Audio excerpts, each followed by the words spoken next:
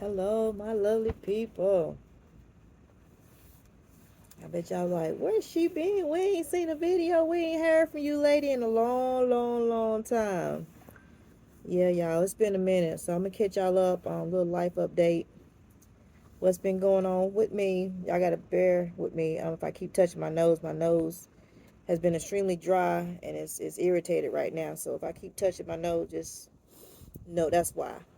So just want to give you a little update, life update, what's been going on with me. I have not been doing any notary appointments because my car is down. And I haven't been doing any Walmart Spark because we are a one car family. So that means when my car is out of commission, can't nobody roll nowhere, can't nobody go nowhere. And I'm the type of person, like, I don't like borrowing people's car unless I absolutely have to borrow someone's car. And I think I made a video last week about how I had to miss out on like $400 worth of notary work because my car wouldn't start. So I haven't heard back from that title company since then, and no, I haven't emailed them because I don't. I'll be honest with you. I don't think I put them in a bond because I think I gave them enough time to find another notary. But I just feel like, they might be like, well, we're going to wait till we hear back from her. I don't know. But I've been working with them for years now. So this isn't the first time my car was out of commission, but I think I was able to catch a ride to those one or two off appointments. So it's not going to be much to get my car fixed, but this is a thing where I'm at right now in my notary business. I could have people pull up on me. I did that one time before with COVID. I would have people, especially like for car titles, I would just have them come to my home address. But now that I'm on social media, I don't feel comfortable with people just pulling up on my home address. So I don't feel that's not an option. That's not an option to have people come to my home address and let me know about any documents that they may have. And I really don't have any libraries or cafes that's walking distance that I could just have them meet me at to notarize any documents. So unfortunately, that's where I'm at in my notary business. So I've missed out on tons and tons of money um, that way. And I haven't had anyone that I could actually accept the work and assign the work to, like a signing service. Like if someone contacted me and said they needed a notary, that I could hire a notary here in Charlotte, North Carolina to go out and do it. I don't have anyone I could do that to, and I make a small cut from hiring them out. So I've pretty much been looking at this as like just time to really, really reflect on what I want to do. And I've said this before, the notary business isn't all what it's cracked up to be. Yes, you can make six figures, you can make seven figures, you can make eight figures in this business, but you really got to grind and hustle and network and put yourself out there. Um, and I was just about getting my credit cards paid down, get my credit score going up, everything. I wanted to buy me a house. I give you a little bit update about the house, the land situation. So the guy contacted me just through email. I think it was like last week sometime. Asked me was I still interested in the property that I shared with you all that I went to go try to walk, but it was overgrown. And he asked me was I still interested, and if I was, let him know, cause apparently a lot of people have thought twice about that property. For the simple fact that you got to get it cleared. That's gonna be like $15,000. Then it doesn't perk for a regular septic tank. That's gonna be like $15,000. That's already $30,000 on top of the $21,000 that you're paying to get the land. Now, and I keep struggling and going back and forth with like, okay, well, Nikki, you can still purchase the land and have land. Like they're not making any more land. God's not making any more land. And you could just, and times, you could flip the land. You could always buy the land, have it appraised and sit on it and sell it. And then you could have all the money that you need to buy you a home. I've struggled with that. Yeah, I'm not even gonna lie to you. And then I've thought about, I've been looking at starter homes. Like my price range is like 130, 150. They're out there. Homes are that they're out there at that price.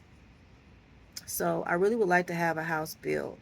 But then I was like about the house situation. I'm like, okay, I could always, buy that house and then sell it and have my forever home built. I'm only 45 right now.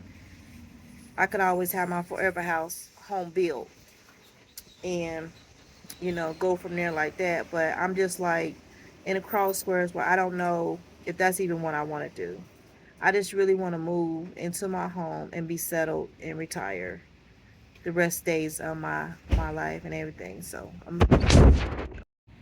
all right, y'all, I'm back. So like I said about the just getting a house or start a home, saving up. Like I said, I use Chat GPT a lot to figure out how much I would need to make on top of what I'm making now and save to buy a house. And then I was thinking about just get my credit score really, really high, having a nice down payment, and buy me going through a bank and get me a home and just pay it off real quick. I could do that. That's really where I'm at, y'all. I ain't gonna lie to you. Like, that's really, really where I'm at right now, to just get my credit score up and up, high enough, high really good where I can get a good interest rate, kind of lower interest rate, put a nice down payment down, and then get it in the home and just pay it down. Like $135,000. I don't know. The interest would probably add maybe 15,000 to it. Even if I get $150,000 house, it'll probably make it 175. Yeah, probably about 165 maybe with the interest. Um, that's me. That's how much they charge me to borrow the money for the house. So I consider all of that. And you all know that I've been trying to invest in the stock market where I have dividends that are pay me monthly. Now I'm not an expert in investing, so I can't tell you the best stocks to invest in. But my whole idea of thinking about this thing is to invest, get into the home, and then once I get in the home, budget and plan to pay that mortgage down, and in the meantime, in between times, put enough money into where I can be at 50, be having enough to coming in to pay me dividends for the rest of my days. So that's what I've been at, like I said. But with my car being down and me thinking about getting a car through Uber, the Uber rental program. I know y'all heard of that. If you haven't, Uber and Lyft offer a rental car program through their platforms. The rental car that Uber that I looked into was like a Toyota Camry, and it's like I think 370 a week. But once you pay the 370 back towards them allowing you to use the car, all that money is yours. So this is what I was thinking about doing was, because I'm not quite sure what it is, because I really haven't had nobody come look at my car, and I don't want to tow my car nowhere for them to tell me what it is and have it towed back. So it's okay where it's at. So where I'm at with that is get a car through Uber and just run it up. Drive it like it ain't no tomorrow, because they cover the maintenance, the oil change, the tires, anything, and just really grind for like a month or two, and get myself back on track with everything. And then still do my notary appointments, my loan closing from time to time. Then I will be able to meet people out in the field, and I will have like a car that I'm not worried about so-called breaking down. And then, like I said, I don't owe much on my car that I have now, and I just want to get it paid off. Ain't nothing like a paid off car, but like as soon as you get something paid off, something else happens. So that's what I meant with that. So that's been my life update, letting you all know why y'all haven't heard from me. I'm trying to stay consistent. You know, things get, life be life, and I just want to let you all know that I'm hanging in there just like y'all hanging in there. Things ain't always perfect. I'm not the type of person that come on here and show you the glitz and glams, because it's not. It's really, trying times. We got somewhere to stay, thank God. We got food in the house, thank God. Them Sunbucks pandemic EBT cards came in, so that was a blessing.